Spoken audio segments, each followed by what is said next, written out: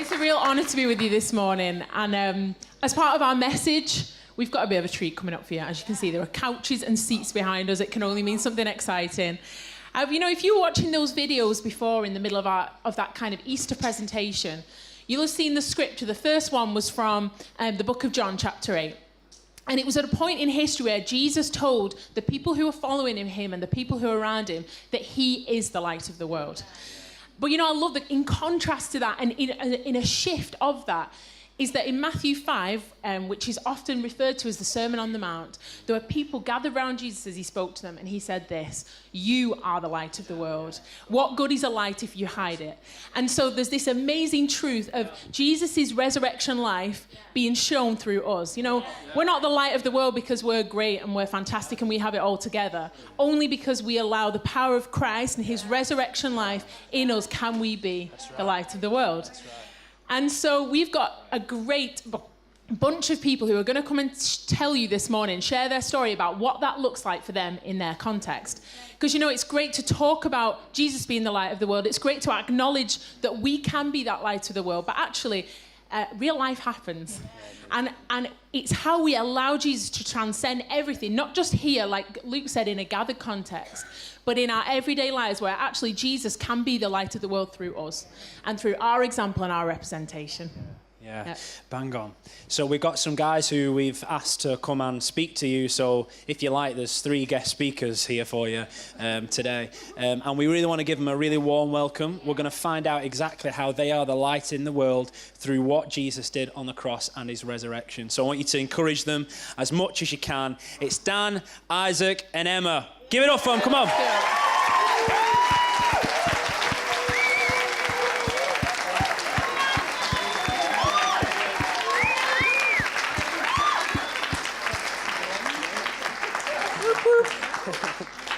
Fantastic. Look at this. Isaac has actually been let out of work for an hour to come and join us today. Yeah, that's right. To share his story. Yeah. So we're very privileged to have him with us, actually. Yeah, thanks, guys, for turning up today and for sharing what you're going to share.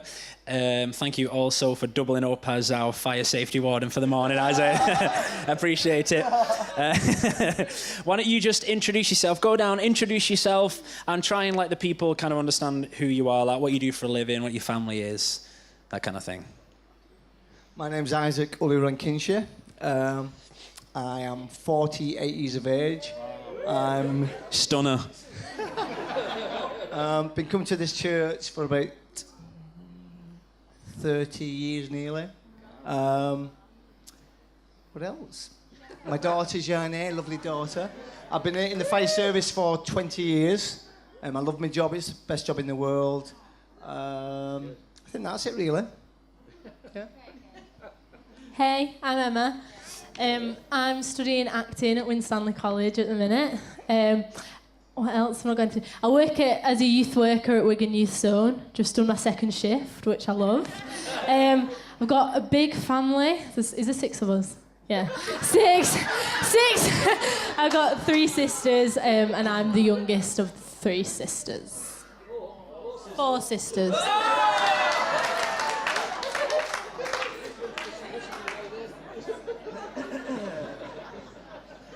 Hi, I'm Dan. Hello. I work for a catering company, so I spend my days opening coffee shops, and we work with a couple of other brands, Starbucks and Costas, and once they're open, go on to the next one and help with some of the running as well. So. Brilliant. What do you do, Ben? I mainly go on Facebook a lot. Yeah, I make babies. Just one so far. Sorry about that. Believe it or not, I'm part of the staff here. Yeah, was part of the staff. Yeah, part of the staff here on a team with Rach, lovely Rach at the other end, and I have one daughter.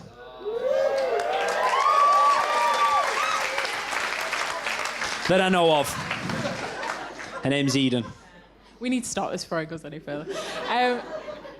we're going to ask these guys some questions because we want to really draw out and extract their story in a way that we can listen and think, do you know what, God, you're not just prevalent in these guys' lives, but actually you're prevalent here with me. And whatever barriers or difficulties I may feel, maybe in my workplace or my college or my school or my leisure time, wherever that is, wherever you find yourself most of the time, you know, our hope and our purpose of today is that you would see that it's only through these guys allowing Jesus' resurrection life to live through them that they are able to be the light in their world. So we'll start with Isaac.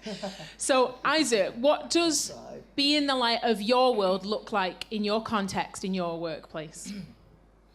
I think being the light of the world in the fire service, it's the fire service is a strange kind of job. It's can be quite stressful sometimes, turn into incidents which can be quite scary, quite graphic. And then you've got, at the same time, you're working with a team of guys who are from 10 different kind of social kind of family situations. So you have to get these guys who are coming in with all their lives, could be all over the place, but they're coming into work, and you have to try and get the best out of those individuals to work as a team to make someone's bad situation a little bit better.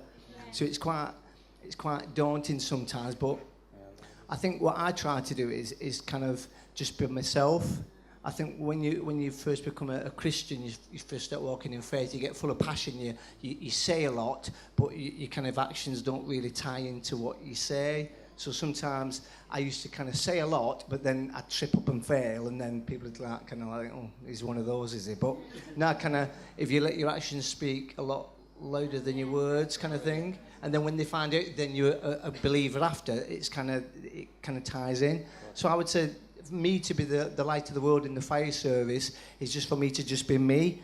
That means me being real. It doesn't mean that I'm perfect. It just means that I'm funny, I'm cheeky sometimes, I wind people up, I have the banter, but it's just that even though they can see all the frailties and failings in me, they know that there's something quite a little bit different, that I have this hope a little bit. So when we go to incidents and they might be a bit harrowing and that, there's something human about me. And I think when this, because you know I'm a fireman, people think you're big and brave, but I'm quite sensitive, so I can kind of be tearful at work, but that's a sign of strength. It's not necessarily a sign of weakness. So it's just about just being me.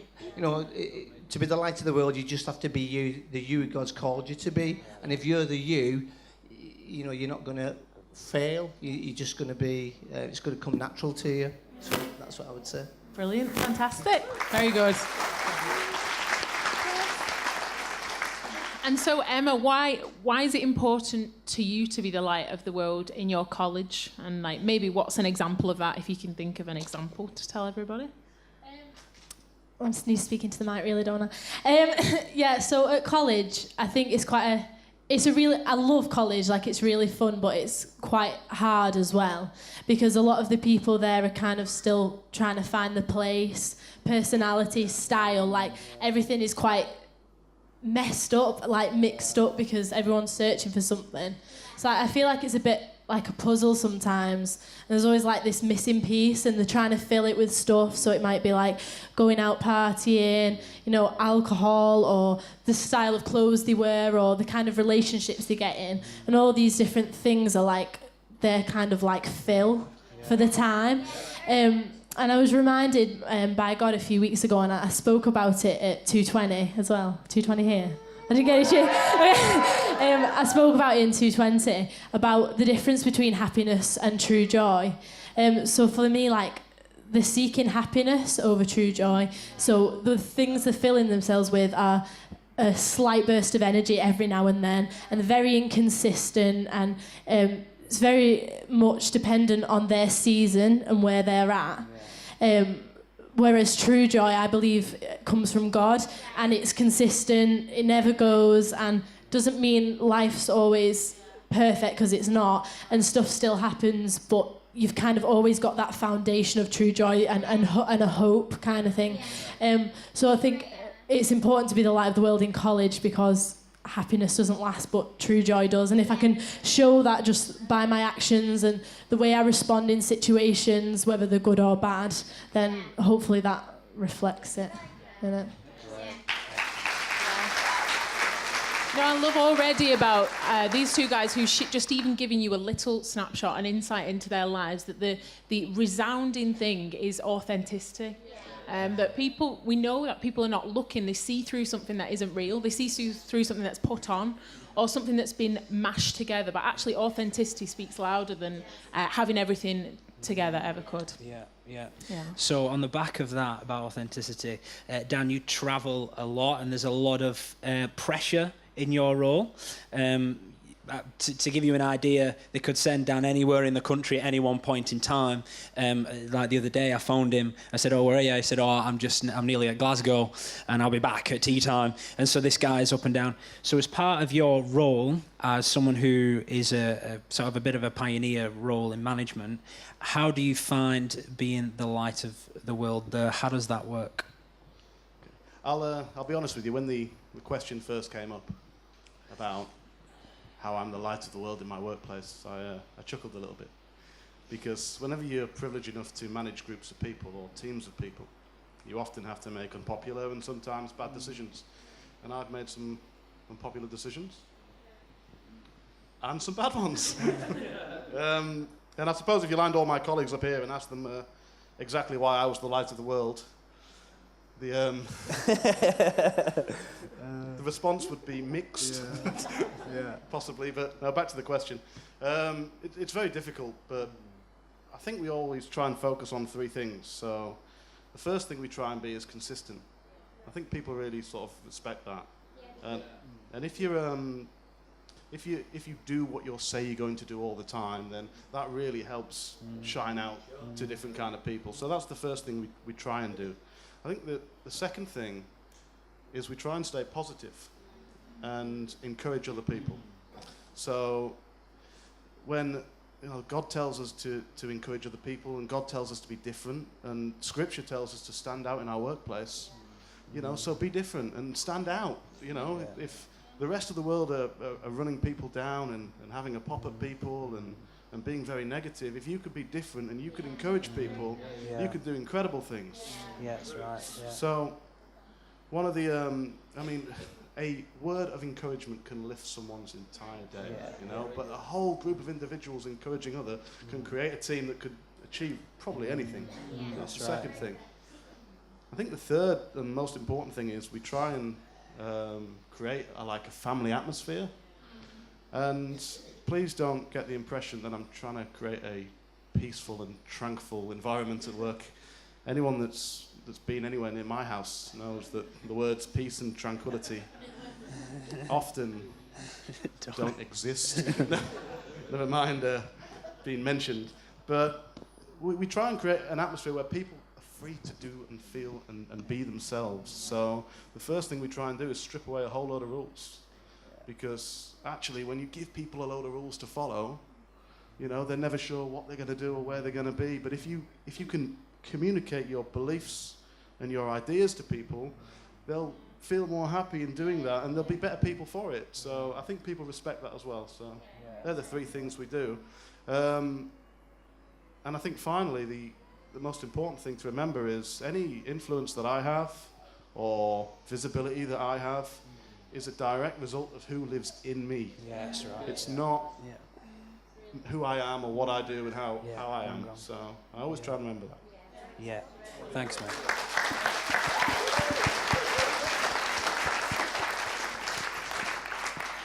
Back to you, Isaac. So, based on what you told us, and obviously a lot of your time is spent with colleagues in different situations, some can be very difficult, and I guess because of the things you're dealing with, some of that could bring up things for your colleagues and the people that you're serving, the people that you're helping. So what is either a story or some examples of the things that maybe you've been able to be a light to your colleagues in based on your relationship with God and your understanding of that? There's probably a few, really. Sometimes you can feel that, like Dan was saying, am I really the light of the world? The guys were laughing when I was saying that. I was coming to church telling you that, I'm the light of the workplace. But they said you're the wrong colour to be the light of the workplace. But sometimes you might feel as though, what kind of influence have I got in my workplace, in my family, in my college? And sometimes it's only when there's an absence of light that you appreciate it. So if we turn the lights off in here now, we'd actually appreciate the light that we do have when it's there. So don't write yourselves off thinking that have I got really any kind of influence in my workplace or where I'm at, because sometimes when you're not there, there's sometimes more of a kind of appreciation, the impact that you will have. Yeah. But for me, there's several stories, but I remember I was working, I'd not been in the job that long, about 4 years, and one of my colleagues got quite poorly. He was driving the fire engine, kept hitting the curb, so the banter at work, you always take the mick kind of thing, and then what happened is he was quite poorly and he had like a brain tumour. So he went off the sick, and then, you know, because you're quite a close family, you kind of like, you know, his wife rang up and said, is it all right if we come in next week? He needs to speak to the watch. I'm feeling quite tearful now. But, so he came in with his wife, so we was all like, you know, big burly firemen, but we're all like trying to stop ourselves getting upset. And he spoke to all the watch, and then he turned to me and he said, Isaac, he said, I know what you believe, you really, really believe. You're not perfect, but we know that you really try to believe what you believe. Would you speak at my funeral? And when a guy says that to you, that he knows that he's going to pass away, but he actually turns around and says, could you speak at my funeral? And I just thought, and I said to him, let me think about it, because it was just so kind of, I was overwhelmed with what he asked. And then I didn't really know what to say at the funeral and all kinds of things, and we went round to his house and I prayed with him and his family and things like that, and he allowed me to pray. And then the funeral day came, and it's amazing, that's happened several times throughout my career, that people have kind of, they've been diagnosed with terminal illnesses, and for some reason I always end up being the person where the family said, Isaac, can you come round and see and just speak to my husband, can you come? And I think, well, it's nothing of me, and I just kind of, you know, I'm a broken vessel, and that God shines through the cracks in me, and that's all it is. So that's all I do. Just God uses the weak to encourage the weak. That's it. Fantastic. So Emma, in being the light of the world in your college and everywhere that you go, what would be some wisdom or encouragement that you would give to everyone here today? Because these guys are in workplaces and colleges and schools and all different places with children. How would you encourage them to be the light of the world? Or how would you allow God to shine through that? I think it's to not fend for yourself. So like, I'm not an independent person at home. I'm absolutely appalling. Mum had to show me how to use a washing machine yesterday because I didn't know. But like, I like to do things my way, and I think I'm right a lot of the time. So to kind of give control over to God is sometimes for me like quite a struggle, because I'm like, but I want to do this myself. But yeah, to remember that actually God's in you, and that's the only reason that you are the light of the world, because he's shining through you. So without him, you know, you're the same as, you know, you'll blend in and there's nothing there shining. And also to remember that you're not perfect, and that's okay as well. So like, for a long time I felt like quite an expectation over me to act a certain way or be a certain way or say something. But actually when I just stepped back and thought, you know what, if I'm myself in college and if I don't try to be anyone else, then that'll be worth far more than, you know, me going in and like hitting someone over the head with a Bible, or like, you know, I think it's more important to just be yourself, be natural, and that'll shine through, and just don't have that fear that you have to be this certain person or do this certain thing, because that is when your authenticity will go out the window anyway. So yeah, more of a trust in God, handing things over to God rather than to yourself.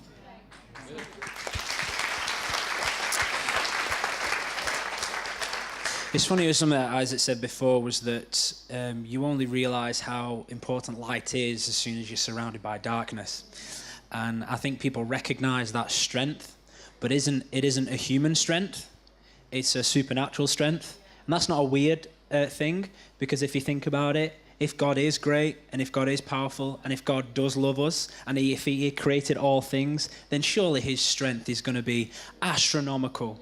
And I think people have probably seen that in you too and been inspired by that. I think that's the key. So for you, Dan, why don't you share a story of how what effect you've had in a workplace, in your environment, because you've decided to become the light.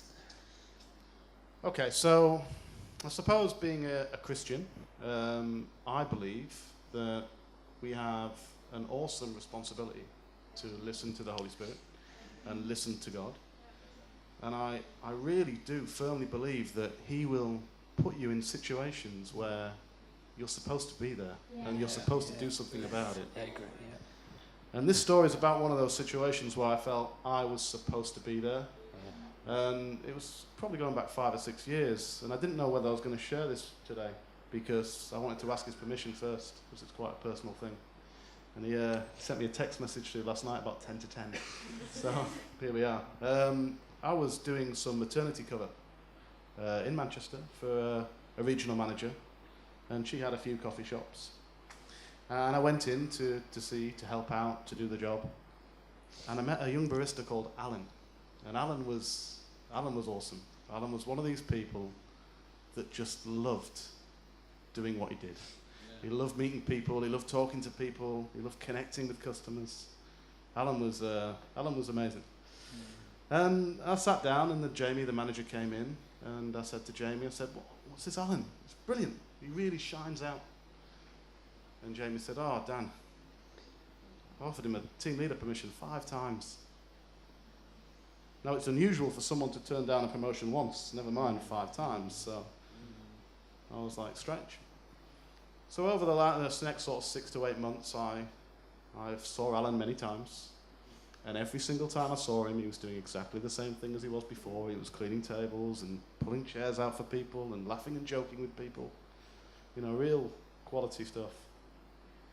And just before I was going to finish that job, I sat him down. And I said to him, just wanted to thank you for what you did. It was, and what you've done over the last 8 months. You've been incredible. And just want to wish you all the best. But just want to ask you one more time, why won't you take the team leader position? We're crying out for people like you. And he burst into tears. And people crying at you in a public place, it's quite a shock. I mean, my wife does it all the time, but that's just different. But when you're sometimes faced with that, it's quite hard. So we quickly kind of ushered him into the office and said, what's wrong? And he said, I've just found out my girlfriend's pregnant. And I said, listen, I've got 2 kids of my own, and they're not that bad. And he was saying, no, you don't understand that. I just want to do something with my life. I want to be there for my child. I want to be someone important, And it was at that point that I thought, you know what, I'm here. I've been put here for a reason, so let's see what we can do for this young man. So I said, well, I don't understand why you're not taking the team leader position. And he says, I can't read. And I know. And it's like, it's really hard when you realise that there's still out there. There's still people with that kind of, and it's a real disability. And then suddenly things start to click into place. Why people turn positions down. Why whenever we gave him a form to fill in, he'd take it home and bring it back, because he'd get someone else to do it. And I was there in a position where I thought, you know what, it's me that's here today and it's not my colleagues, and let's look at this in a different way. And I turned around to him and said, is that it? He looked at me like, I was drunk, I think. And he said, I wasn't. And he said, well, I can't be a team leader like that. And I said, I'll tell you what. And I spoke with Jamie, the manager, and said, let's do something. Let's create a position where you can do what you do best. We can move you on a little bit, but you have to go and learn to read yourself. And fair play, he went and read himself. He went to college. Yeah, it's worth it. He went to He went to college, night school, 2 nights a week. Within 3 or 4 years, he was the best team leader we've ever had, and probably the most loyal. And he knew I was a Christian, and he rang me up after I left and said, I go to this church in Manchester now, it's brilliant. I love it. He goes to church now with his family. And he said, I said, what's the best part of the service, What do you like best? Do you like the message, the guys on the front who speak? And he went, no, and I'm like, yeah, I know what you mean. And I said, did you like the coffee? Is it the people? What was it afterwards? I know. I'm bringing it to an end, Dave, all right. And he said, no, I like they called them the hymns. I like the hymns. I like the hymns. I like the singing. I said, oh, well, why is that then? He goes, I can read the words. So, talent.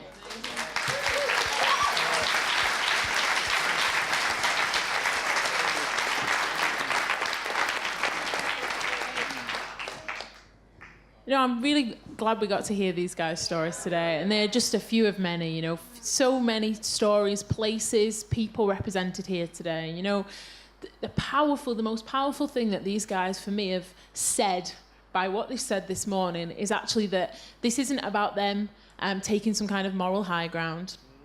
It's not about them having everything in place or their season of life always being correct for these stories and always having open doors. But actually, it's just them responding to opportunities that God has opened up before them. And because of who Christ is in them and the freedom and the life that he is in them, they've realised, actually, this is bigger than me. This is bigger than my paycheck. This is even bigger than just my family. But actually, God, you've placed me here in this workplace or in this college or this school that I might be your light and bring your light to these people.